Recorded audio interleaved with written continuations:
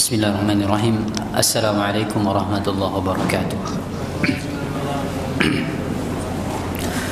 Alhamdulillah, salatu wassalamu ala Rasulillah wa ala alihi wa sahbihi wa man tabi'ahum bi ihsanin ila yaumiddin. Amma ba'd. Allahumma 'allimna ma yanfa'una wanfa'na bima 'allamtana wa zidna 'ilma.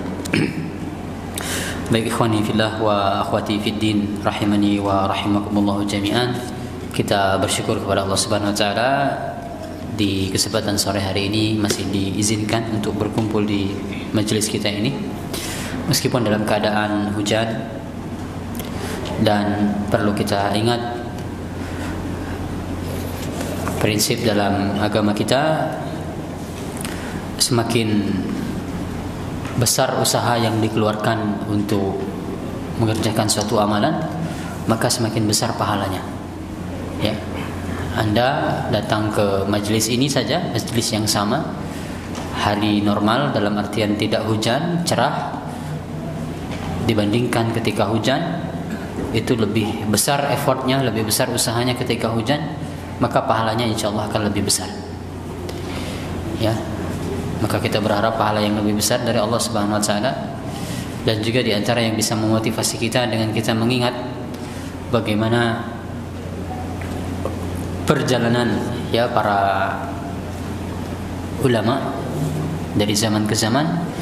Mereka hanya dalam rangka mendengarkan satu hadis saja harus menempuh jarak ratusan kilometer, berjalan berhari-hari, berpekan-pekan, atau bahkan berbulan-bulan. Ya, bahkan tidak hanya ulama, tapi sahabat Nabi, sahabat Jabir bin Abdullah dalam kisahnya ma'ruf menempuh perjalanan 2 bulan hanya untuk mendengarkan satu buah hadis. Ya, ingin mendengar hadis secara langsung, menempuh perjalanan 2 bulan.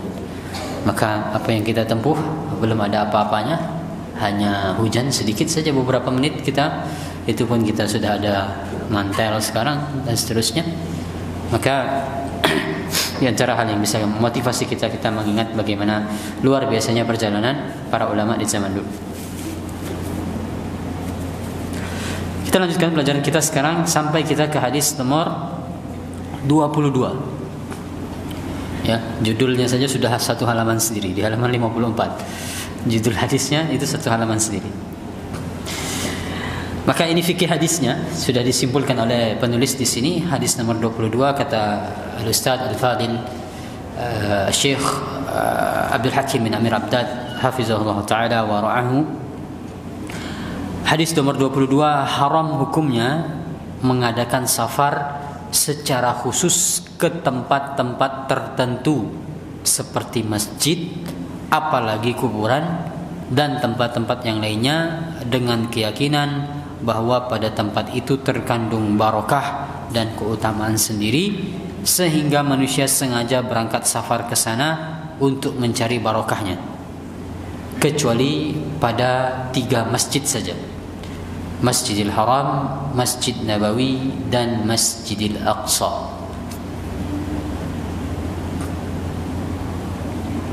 Baik, silakan kalau mau diulangi lagi membacanya. Inti dari hadis sebagaimana sudah dituliskan oleh penulis di sana. Kita baca hadisnya.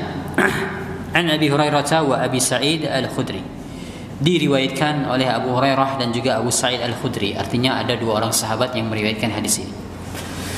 Kata mereka berdua, qala Nabi sallallahu alaihi wasallam. Nabi sallallahu alaihi wasallam pernah bersabda, la tushaddu rihal illa ila salasati masajid. Nabi SAW bersabda yang artinya tidak boleh kendaraan dipersiapkan. Ini sudah diterjemahkan ke bahasa kita. Kalau secara harfiah kita menerjemahkan, tushaddur rihal itu tidak boleh pelana itu dikencangkan. Ya, pelana tidak boleh dikencangkan. Maksudnya apa? Pelana dikencangkan itu maksudnya adalah untuk melakukan safar. Ya, ini bahasa kiasan untuk safar. Ya, jangan kemudian menganggap ini hadis ini hanya terbatas untuk perjalanan menggunakan onta atau kuda, tidak. Tapi maksudnya adalah semua jenis safar. Tidak boleh melakukan safar atau tidak boleh kendaraan dipersiapkan untuk safar untuk mencari barokah. Nah, ini terjemahan dari penulis ya. Kalau dalam hadisnya tidak ada kalimat mencari barokah. Namun demikian memang maknanya. Kecuali kepada 3 masjid saja. Yang pertama Masjidil Haram wa Masjidil Rasul sallallahu alaihi wasallam, Masjid Rasul yaitu Masjid Nabawi. Yang ketiga adalah Masjidil Aqsa. Hadis sahih dikeluarkan oleh Imam Bukhari dan Imam Muslim. Akan tapi Imam Muslim hanya meriwayatkan hadis ini dari Abu Hurairah. Ya, kalau Imam Bukhari dari 2 sahabat tadi. Dan juga diriwayatkan oleh imam-imam hadis yang lainnya. Maka ikhwani fillah wa akhwati fid din, rahimani wa rahimakumullah jami'an, para pemirsa di manapun Anda berada,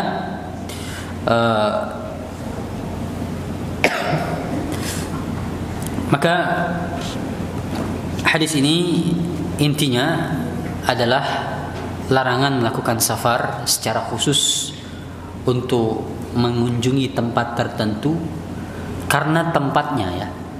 Karena alasan tempatnya.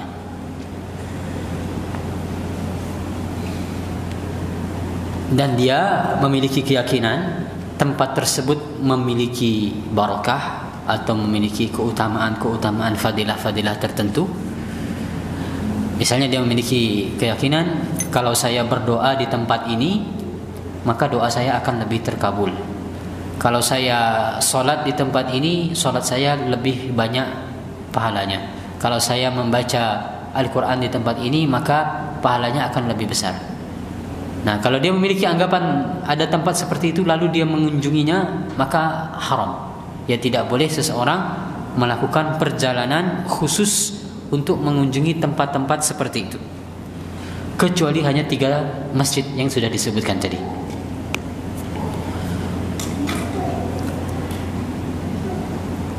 Sehingga bisa dibedakan tidak? Misalnya kalau Anda mendengar misalnya Syekh Abdul Razak bin Abdul Muhsin Al-Abbad, ulama kita dari kota Madinah, mengisi muhadarah di kota Solo misalnya, atau tidak usah di Solo, Solo belum safar ya, Semarang. Syekh Abdul Razak hanya mengisi muhadarah di Semarang, tidak ada jadwal ke Jogja. Boleh tidak kita bersafar menuju Semarang dengan niatan khusus untuk mendengarkan ceramahnya Syekh Abdul Razak di Semarang? Boleh tidak? Boleh. Kenapa boleh? Karena bukan tempat. Ahsan. Yang tidak, tujuan kita adalah aktivitasnya, yaitu aktivitas menuntut ilmunya. Ya, kita tidak memiliki anggapan misalnya beliau mengisi di masjid di Semarang, masjid besarnya di sana, saya tidak tahu, atau MPD-nya sana ya, ada MPD di Semarang dekat Undip, Masjid Pangeran Diponegoro. Nah, di MPD sana Syekh Abdul Razak mengisi. Kita datangnya bukan karena MPD-nya kan ya, bukan karena Masjid Pangeran Diponegoro-nya, tapi kita datang untuk menuntut ilmu kepada Syekh Abdul Razak. Maka seperti itu diperbolehkan. Sehingga bedakan anggapan karena tempatnya dan anggapan karena niat karena tempatnya dan niat karena aktivitasnya. Ya.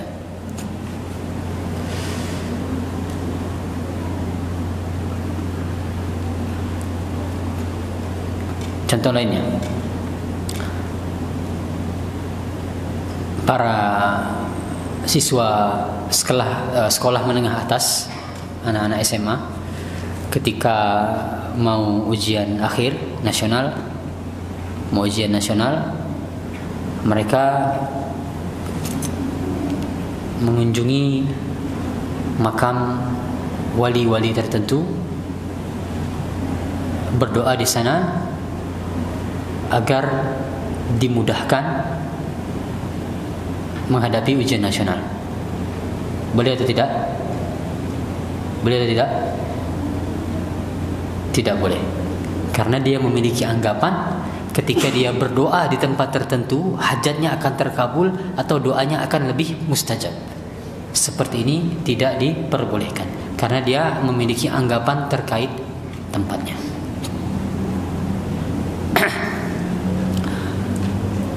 Lalu pertanyaan berikutnya tentang keutamaan sebentar, saya cekkan hadisnya.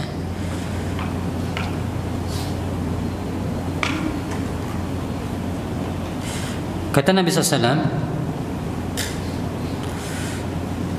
"Man tatahhara fi baitihi summa ata masjid Quba fa shalla fihi salatan kana lahu ka ajri umrah." Barang siapa yang bersuci di rumahnya, kemudian dia mendatangi Masjid Quba, lalu dia solat di dalamnya dengan suatu solat, maka baginya seperti pahala orang yang melaksanakan umrah. Baik, kata Nabi SAW, saya ulangi, barang siapa yang bersuci di rumahnya kemudian mendatangi Masjid Quba lalu solat di dalamnya dengan suatu solat, maka baginya seperti pahala orang yang melaksanakan umrah. Pertanyaan saya sekarang, jamaah yang umrah itu, ya, orang-orang umrah sekarang kan mesti dibawa ke Masjid Quba. Boleh atau tidak? Boleh atau tidak? Nabi SAW tadi hadis nomor 22 kita baca, ada tidak disebut oleh Nabi Masjid Quba? Hah? Tidak ada, hanya Masjidil Haram, Masjid Rasul dan Masjid Al-Aqsa. Ini yang boleh melakukan safar khusus untuk mengunjunginya. Lalu bagaimana penjelasannya untuk orang-orang umrah haji mesti dibawa ke Masjid Quba, salat di Masjid Quba? Ini boleh atau tidak? Hah? Kenapa boleh? Karena singgah. Karena bukan niat utamanya. Ya. Niat utama mereka kan mau umrah, mau mengunjungi Masjid Nabawi. Mumpung di Madinah, kita singgah ke Masjidil Aqsa. Maaf, bukan Masjidil Aqsa, Masjid Quba, ya.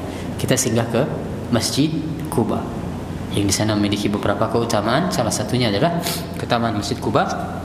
Orang yang sholat di sana itu seperti pahalanya seperti pahala umrah. Kecuali ada travel agency di Indonesia, di Jogja sini, menawarkan paket tur ke Masjid Quba. Kita visanya bukan visa umrah kata mereka misalnya. Visanya hanya visa turis, kita berkunjung ke Quba saja. Seperti ini baru tidak boleh. Ya, khusus bersafar hanya mengunjungi Masjid Quba dalam rangka ingin mendapatkan pahala tadi, ya, pahala umrah tadi, maka tidak diperbolehkan. Demikian penjelasan para ulama. Boleh kalau dia bukan niat utamanya, dia sekalian ke Mekah, sekalian ke Madinah, sekalian singgah di Masjid Quba. Termasuk juga dalam hal ini mengunjungi pemakaman Baqi, juga mengunjungi Gunung Uhud. Kalau orang dia sengaja datang ke Madinah hanya untuk melihat Gunung Uhud, hanya untuk mengunjungi pemakaman Baqi, maka tidak boleh hukumnya. Ya, kecuali itu niat sampingan dia. Ya, bukan itu niat utamanya. Nah, karena memang terkait hadis tadi ada diskusi di kalangan para ulama. Tadi kan Nabi SAW menyebutkan hanya 3 masjid yang boleh, ya, sehingga maksudnya yang tidak boleh itu apakah masjid-masjid lainnya ataukah tempat-tempat lainnya secara umum. Paham maksud saya? Jadi maksudnya tidak boleh safar secara khusus kecuali ketiga masjid ini. Jadi ada masjid yang boleh, ada masjid yang tidak boleh. Masjid yang boleh adalah masjid ada tempat yang boleh, ada yang tempat tidak boleh. Tempat yang boleh dikunjungi dalam safar khusus untuk mencari barokahnya, ada tempat yang tidak boleh dikunjungi secara khusus untuk mencari barokahnya. Tempat yang boleh disebutkan dalam Nabi SAW 3 masjid tadi. Nah, Tempat yang tidak boleh ini ada diskusi para ulama. Tempat yang tidak boleh itu apakah hanya masjid saja ataukah tempat secara umum? Sebagian ulama mereka berpendapat yang tidak boleh itu dikunjungi secara khusus hanyalah masjid. Ya. Masjid-masjid selain 3 masjid tadi itu tidak boleh dikunjungi dengan niat safar khusus untuk mencari barokahnya. Itu yang dimaksud dalam hadis ini. Sebagian ulama berpendapat demikian.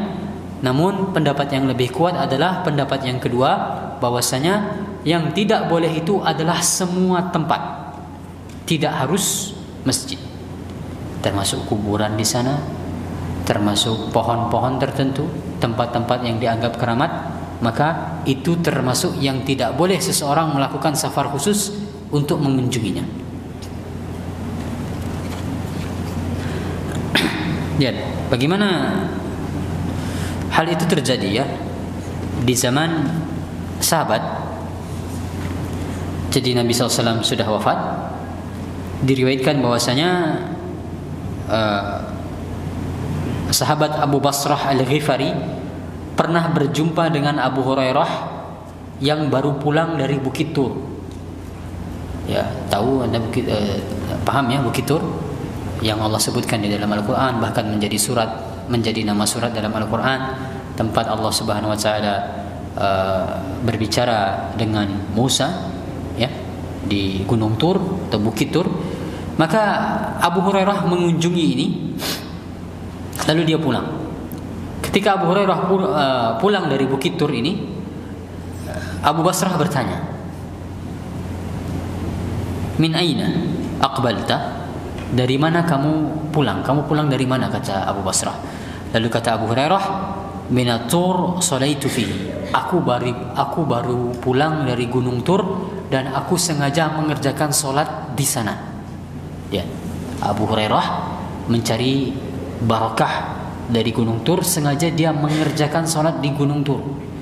Lalu kata Abu Basrah mengingkari perbuatan Abu Hurairah. Ya, sama-sama sahabat. Kata Abu Basrah, "Lau adraktuka qabla an tarhala ilaih ma rahalta." Ya. Seandainya aku berjumpa denganmu sebelum engkau berangkat ke Gunung Tur itu, niscaya engkau tidak akan berangkat. Kenapa? Karena kata Abu Basrah, "Sami'tu Rasulullah sallallahu alaihi wasallam yaqul." Aku mendengar Nabi sallallahu alaihi wasallam bersabda, "La tushaddu rihal illa ila salasati masajid." Tidak boleh melakukan safar khusus untuk mencari berkah kecuali ke 3 masjid saja. Ya, sebagaimana hadis yang sudah kita baca tadi. Maka lihat, hadis ini tidak hanya terbatas pada mengunjungi masjid saja, tapi cakupannya luas.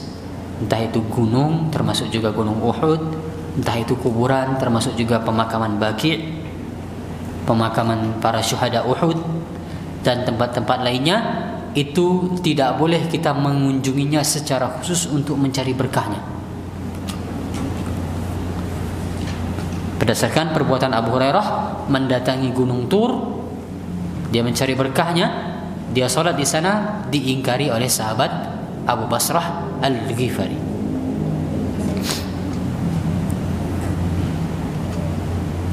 Dan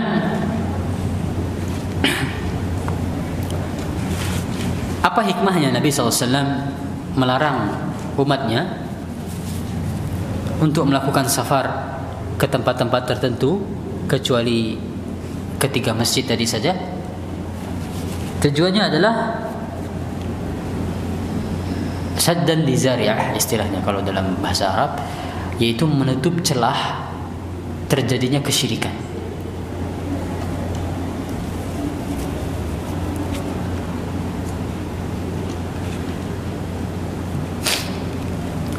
Nabi SAW melarang umatnya untuk melakukan traveling mencari berkah tadi. Tujuannya adalah agar umat beliau tidak terjerumus ke dalam kesyirikan.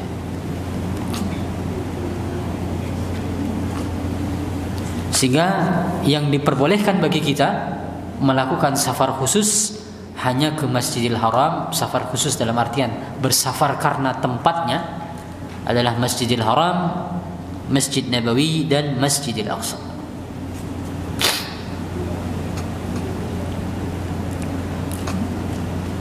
Pertanyaannya sekarang, Masjidil Haram jelas berkahnya, apa yang kita harapkan di Masjidil Haram diantaranya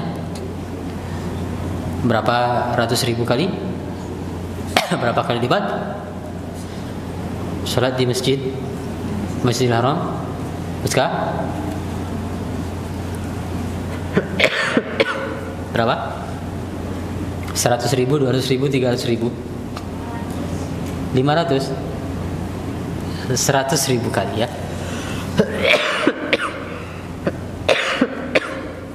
Salat di Masjidil Haram itu nilainya sama dengan 100 ribu kali salat di masjid lainnya kecuali Masjidil Haram, Masjid Nabawi dan Masjidil Aqsa.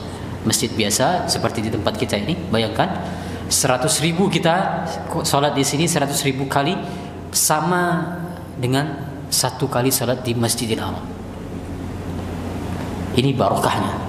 Ya, definisi barokah kasratul khair, banyaknya kebaikan. Itu contohnya banyaknya kebaikan. Masjid Nabawi berapa? Sekarang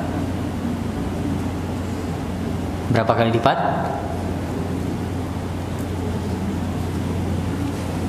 10.000, 1.000, 400. Berapa? 1.000 ya. Masjid Nabawi nilai pahala salatnya yaitu 1.000 kali lipat. Anda salat di sini 1.000 kali baru setara 1 kali salat di Masjid Nabawi. Masjidil Aqsa berapa kali lipat? 100, 250 apa 500? Berapa? 100. Yang lain? Masjidil Aqsa, saya bacakan hadisnya.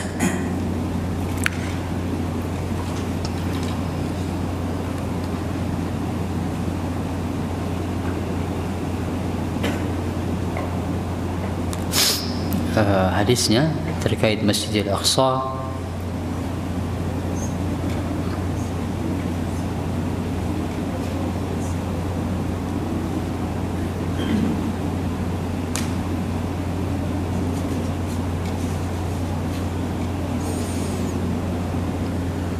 ya, kata Nabi SAW,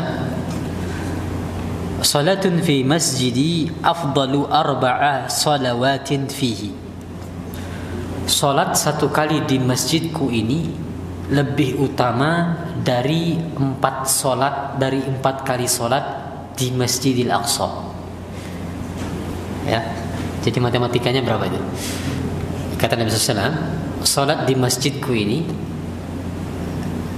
1 kali lebih baik daripada 4 kali salat di Masjidil Aqsa. Berarti kalau dibandingkan dengan masjid biasa berapa? Hah? Kok 4.000 jadi? Hah? Berapa? 250 kali. Ya, karena salat 4 kali di Masjidil Aqsa setara dengan 1 kali salat di Masjid Nabawi. Artinya salat di masjid biasa dibandingkan dengan Masjidil Aqsa itu 250 kali lipatnya. Ya, jadi 1 kali salat di Masjidil Aqsa lebih baik atau setara dengan 250 kali salat di masjid biasa. Itu keutamaan Masjidil Aqsa. Pertanyaan berikutnya,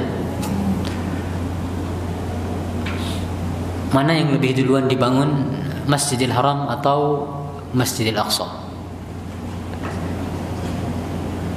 Atau Masjid Nabawi? Urutannya ada disebutkan oleh Nabi Masjidil Haram, Masjid Nabawi, Masjidil Aqsa. Disebutkan oleh Nabi 3. Yang mana yang paling duluan dibangun? Hah? Aqsa duluan? Atau untuk mempermudah timeline sejarahnya, siapa yang membangun? Masjidil Haram, Masjidil Aqsa, Masjid Nabawi, Masjidil Aqsa. Siapa yang membangun? Masjidil Haram terlebih dahulu, siapa yang membangun?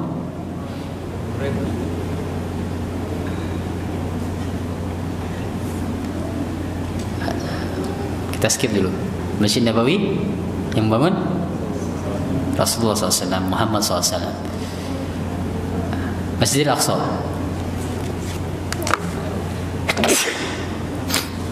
Masjidil Aqsa siapa yang bangun? Sulaiman? Bukan.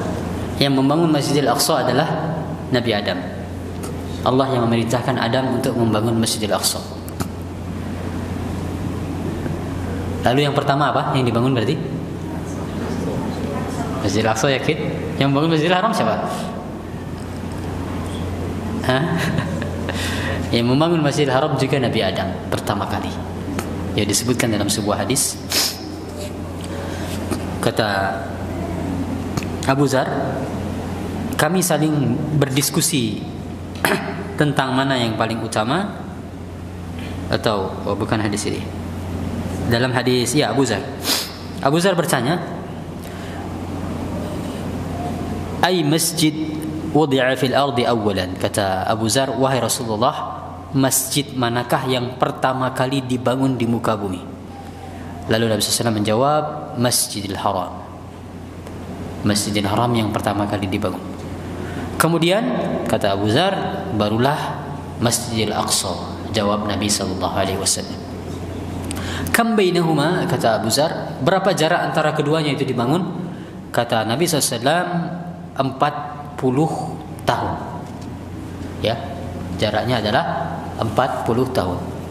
Sehingga yang namanya Masjidil Haram dan Masjidil Aqsa sudah ada sejak zaman Adam. Adapun Ibrahim, dia yang pertama kali membuat Ka'bah itu dalam bentuk bangunan. Ya, dulu Ka'bah itu hanya dalam bentuk gundukan tanah. Ya, Ibrahim dan Ismail yang pertama kali membuatnya dalam bentuk bangunan, ada tiangnya. Ini Ibrahim yang pertama kali. Adapun Masjidil Aqsa, orang juga banyak salah paham. Dianggap yang pertama kali membangun adalah Sulaiman. Ya, Sulaiman memang disebutkan ketika Sulaiman membangun Masjidil Aqsa, maksudnya di sana adalah membangun kembali. Adapun yang pertama kali membangun Masjidil Aqsa adalah Nabi Adam.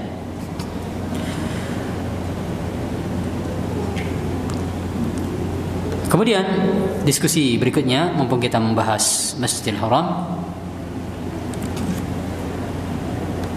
ada diskusi di kalangan para ulama. Perlu kita ketahui, karena kita sedang membahas berkahnya Masjidil Haram, ada diskusi di kalangan para ulama, solat yang dia dianggap 100.000 kali lipat itu, apakah terbatas di Masjidil Haram yang kita tahu sekarang, yang ada fisiknya itu, yang bersatu dengan Ka'bah itu, ataukah berlaku bagi semua masjid yang ada di tanah haram di Mekah? Yang mana yang lebih, yang mana yang berlaku pahala 100.000 kali lipat itu? Apakah semua masjid yang ada di tanah haram di Mekah, ataukah hanya Masjidil Haram yang kita kenal sekarang itu saja? Maka sebagian ulama berpendapat berlaku bagi semua masjid yang ada di tanah haram Mekah. 100.000 kali lipat solatnya di sana. Tidak harus Masjidil Haram, bangunan Masjidil Haram itu, tapi semua masjid di tanah haram Mekah. Salah satu dalilnya, kata mereka, adalah kisah Isra'nya Nabi sallallahu alaihi wasallam. Ya, Isra Mi'raj. Nabi SAW dalam sebuah hadis, ya, meskipun hadis ini dikritik tentang kesahihannya, namun disebutkan dalam hadis tersebut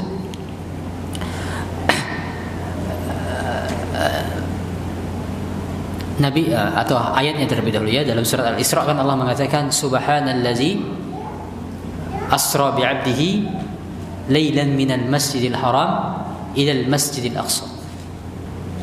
Maha suci Zat yang telah memperjalankan hambanya di malam hari dari Masjidil Haram sampai ke Masjidil Aqsa. Nah, lihat, Allah mengatakan diperjalankan dari Masjidil Haram. Dalam riwayat yang tadi saya sebutkan, Nabi SAW itu pada malam Isra dan Mi'raj itu beliau tertidur di rumahnya Ummu Hani. Beliau tidak di masjid posisinya, tapi beliau tidur di rumahnya Ummu Hani. Maka lihat bagaimana Allah mengatakan meskipun Nabi SAW tidurnya di rumah Ummu Hani, tapi Nabi SAW tetap dikatakan oleh Allah Subhanahu Wa Taala diperjalankan dari Masjidil Haram menuju Masjidil Aqsa. Maka ini salah satu dalilnya kata para ulama yang berpendapat dengan pendapat yang pertama, berlaku di seluruh tempat di Masjidil Haram, di tanah haram maksudnya, tanah haram Makkah. Namun ada pendapat yang kedua yang mengatakan 100.000 kali lipat tadi itu hanya berlaku pada Masjidil Haram yang dia bersatu dengan Ka'bah. Ya, karena 100.000 kali lipat itu kata mereka kaitannya dengan Ka'bahnya, karena ada keberadaan Ka'bah di sana. Di samping mereka mengatakan juga hadis tentang kisah Ummu Hani tadi adalah hadisnya dhaif. Ya, Nabi SAW tidur di rumahnya Ummu Hani tadi, hadisnya dhaif. Nah, namun tetap pendapat yang lebih kuat wallahu alam adalah pendapat yang kedua.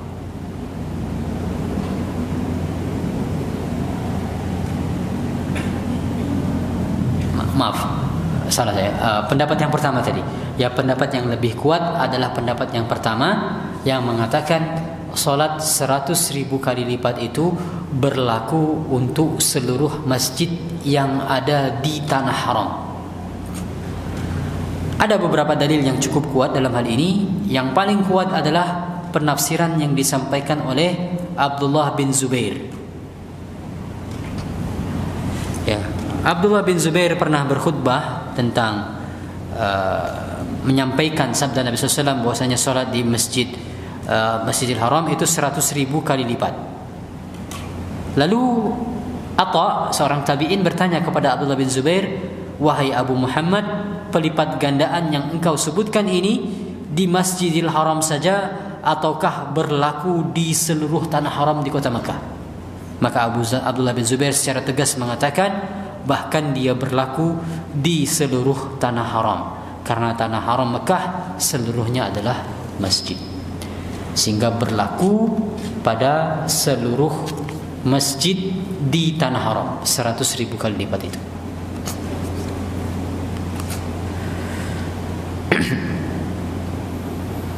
Dan dari lainnya yang juga kuat yang menunjukkan pendapat yang pertama inilah yang lebih kuat, bahwasanya 100.000 kali lipat itu berlaku di seluruh tanah haram, adalah ketika perjanjian Hudaybiyah.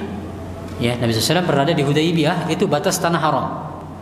Batas tanah haram, sebagian sahabat berada di tanah haram, sebagian sahabat tidak berada di tanah haram. Maka Nabi SAW sengaja memilih tempat di dalam tanah haram untuk mengerjakan salat. Ya, artinya memang ada fadilahnya. Ya, memang ada pelipat gandaan pahala di tanah haram itu. Nabi sengaja berpindah ke tempat yang dia merupakan bagian dari tanah haram untuk mengerjakan salat di sana. Karena di Hudaybiyah itu dia perbatasan antara tanah haram dan bukan tanah haram. Baik, demikian yang kita bahas pada kesempatan kali ini. Wallahu a'lam. Mudah-mudahan bisa dipahami dan mudah-mudahan ada manfaatnya. Kalau ada pertanyaan, insyaallah kita jawab setelah azan Isya. Wallahu a'lam. Sallallahu ala nabiyina Muhammad wa ala alihi wa sahbihi wasallam.